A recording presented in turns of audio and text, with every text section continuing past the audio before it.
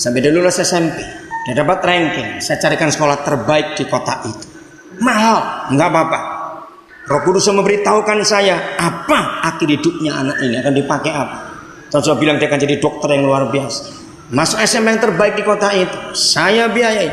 Orang-orang di situ heran, bukan anak yang mau mengurus.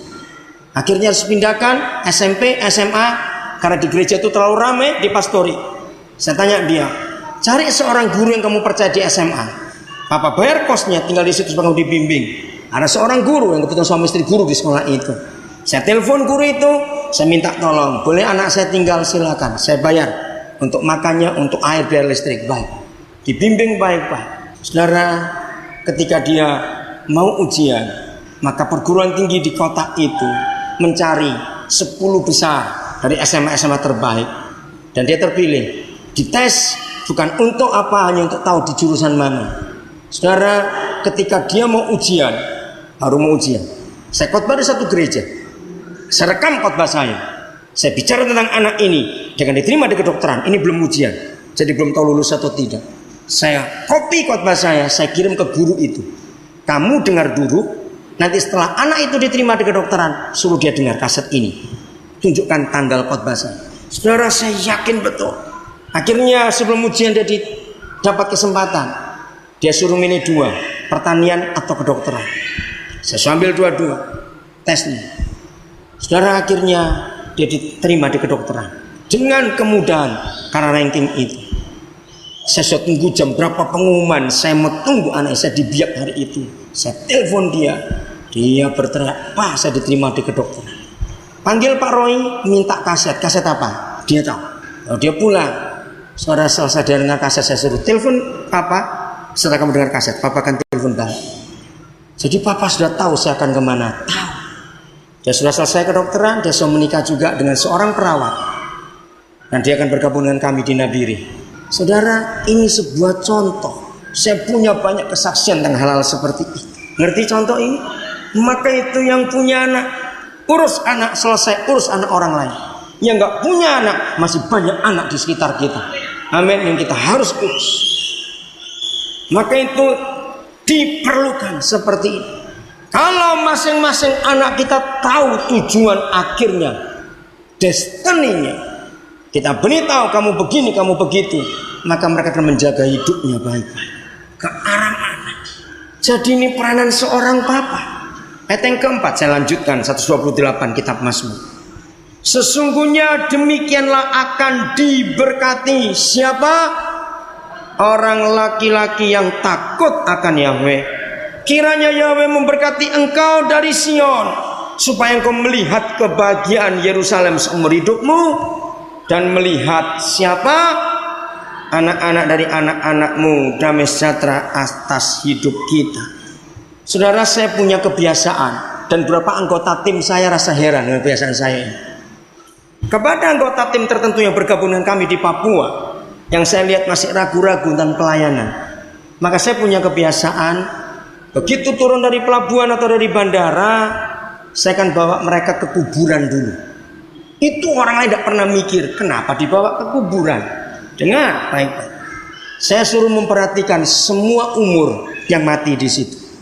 Prinsip saya pada ayat ini dan hukum Taurat.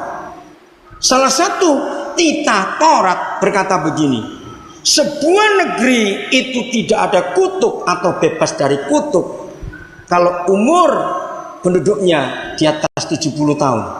Tapi kalau negeri itu ada kutuk, maka orang di negeri itu matinya umur pendek-pendek. Saya tiba di Papua tahun 90 bulan April. Maka saya ke kuburan, saya keliling di Jayapura, di Wamena, saya ke Manokwari, kemana saya keliling. Ngeri, saudara. Di Papua ini jarang ada orang mati yang di atas umur 60. Masih di bawah itu semua. Cepat jawab, iya atau tidak. Anak-anak mati, remaja mati, berarti ada kutuk di tanah ini. Kan tidak mungkin tanah yang ditabiskan dalam nama Bapa, Putra, Roh Kudus oleh 2 penginjil itu. Dan sampai hari ini belum berhenti kutuk ini, sudah. Padahal janji Tuhan, kalau laki-laki takut akan Tuhan, maka laki-laki itu akan melihat anak dari anak-anaknya. Siapa itu? Cucu. Jarang sekali orang Papua mati umur suntuk. Sedikit. Maaf, jangan marah, ini fakta. Bukan cuma karena banyak penyakit di tanah ini, bukan cuma itu. Karena suami-suami tidak takut akan Tuhan di tanah ini. Saudara, bukan rahasia. Dengar. Waktu itu masih 9 kabupaten. Tahun 90-an itu. Saya keliling ke desa-desa, ke kecamatan-kecamatan. Saya belum pernah keliling di banyak daerah di Indonesia ini seperti di Papua. Hampir tiap kali saya ke desa-desa, ke pedalaman, pasti dengar entah siang, entah malam, entah di kota, entah di desa, itu dengar cerita tangisan seorang istri dipukuli suaminya. Ngeri di tanah ini, sudah. Betul tidak? Berapa kali kita mendengar cerita suami mabuk, istri hamil. Dalam kemabukannya suami lihat itu babi diinjak-injak sampai mati anaknya, lahir sebelum waktu. Yang terakhir saya dengar di Manokwari, majelis jemaat sampai dipenjarakan karena dia mabuk berat. Siang-siang tetangga nggak bisa menolong, istri hamil diinjak-injak, anaknya sampai lahir sudah mati. Ngeri sekali. Ini kutuk karena suami tidak bertobat. Siapa yang bisa menolong para suami di tanah ini? Harus gereja bertanggung jawab. Katakan amin, gereja. Untuk merubah kutuk jadi berkat di tanah ini. Begitu gampang orang mati di tanah ini. Saya sampai heran. Salah seorang anak saya dokter di Puncak Jaya, hari pasca 27 Maret memberi berita kepada saya. Sekarang di Puncak Jaya, dibilang tahun 2004 itu statistik. Angka kematian bayi lahir 75%. Dengar orang Papua. Kalau gereja nggak cepat bertindak akan punah bangsa ini. Lahir mati 75%. Kecil-kecil sudah kena penyakit TBC, penyakit radang, penyakit ini. Mati juga malaria, dipagut ular. Begitu banyak anak kita mati dipagut ular di tanah ini. Itu kutuk. Kita pernah tahu kisah Keluaran 17 bukan? Nggak usah dibuka. Catat ayat yang bagian belum tahu. Hari itu Amalek menyerang Israel. Lalu Musa sebagai pemimpin dan imam atas bangsa itu punya ide. Dia berdoa kepada Tuhan sambil mengangkat tangan, masih ingat? Dan terjadilah mujizat. Tiap kali Musa angkat tangan, Israel yang kuat, Amalek yang kalah. Tapi Musa sudah berumur, dia capek, dia turunkan tangan. Dia terkejut. Harun dan Hur bersama-sama terkejut juga. Begitu Musa turun tangan, Israel yang kalah. Maka mereka dua menopang tangan Musa sampai sore. Maka peperangan dimenangkan. Saudara, ini hasil penelitian saya tentang pengaruh suami di tanah Papua. Suami memegang kira-kira 80% kebahagiaan rumah tangga dalam hukum suami istri. 20%-nya itu istri yang memegang peranan kebahagiaan. Tapi 80%-nya adalah suami. Mari kita lihat 1 Timotius 2 ayat 8. Sudah 1 Timotius 2 ayat 8. Oleh karena itu Tuhan ingin supaya di mana? Baca kitab saudara di mana? Di mana-mana siapa? Orang laki-laki berdoa. Nah, gereja salah bukan? Di semua ibadah doa yang lebih banyak datang yang perempuan. Bapaknya teler semua, nggak mau berdoa. Padahal firman Tuhan mengatakan yang harus rajin sembahyang itu laki-laki.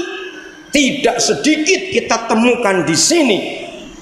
Berapa banyak suami pakai alasan, mah titip mah kalau doa mah, jangan dititip, nggak ada doa titip, ngawur aja. Laki-laki bertobat supaya hari ini kita tahu laki-laki yang punya tanggung jawab untuk berdoa. Dengan syarat khusus, perhatikan. Dengan bagaimana caranya? Menadakan tangan yang suci. Tangan tidak suci para suami, penyebabnya karena dua hal yang berikut. Tanpa marah dan tanpa perselisihan. Di dalam pendapat ilmu jiwa, dan saya pakai itu. Tangan itu diciptakan Tuhan hanya untuk dua hal. Perhatikan. Tangan diciptakan Tuhan hanya untuk dua hal. Satu, untuk membelai dan mengasihi, itu tangan. Untuk mengelus, untuk memeluk. Nomor dua, tangan diciptakan untuk bekerja. apabila tangan digunakan untuk fungsi ketiga, keempat dan seterusnya, pasti jahat tangan itu.